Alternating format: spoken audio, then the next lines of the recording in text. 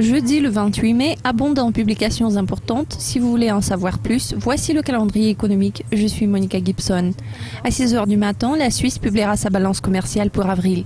L'excédent commercial s'est élargi en mars car les exportations ont augmenté tandis que les importations ont chuté.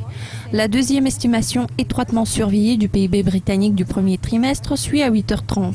La lecture préliminaire a placé la croissance trimestrielle du PIB à 0,3%, en baisse par rapport au chiffre de 0,5% du trimestre précédent.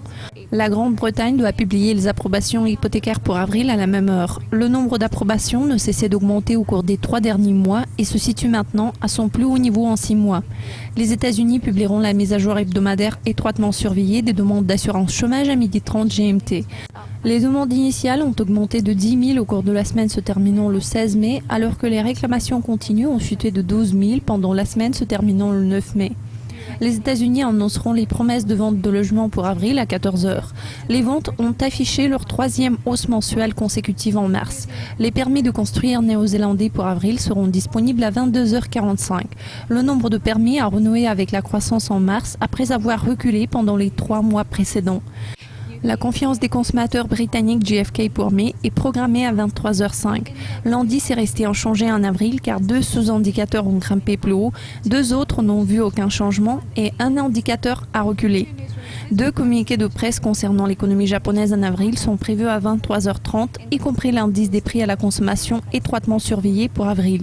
Cette lecture est particulièrement importante car elle marque 1 an depuis la hausse de la taxe à la consommation en avril précédent. Le taux de chômage, qui est prévu à la même heure, a légèrement baissé en mars par rapport aux 3,5% du mois précédent. La lecture préliminaire de la production industrielle japonaise pour avril sortira à 23h50. La production a diminué au cours des 2 derniers mois après une forte hausse en janvier. La confiance des entreprises néo-zélandaises pour mai sera disponible à 1 h du matin. L'indice a perdu 5,6 points en avril, mais il demeure élevé. À 5 h du matin, nous apprendrons les mises en chantier japonaises pour avril. Les mises en chantier de mars ont affiché leur première croissance annuelle en 12 mois. Cela conclut la liste des communiqués de presse à surveiller ce jeudi. Revenez demain pour le prochain aperçu des événements clés de vendredi. Au revoir.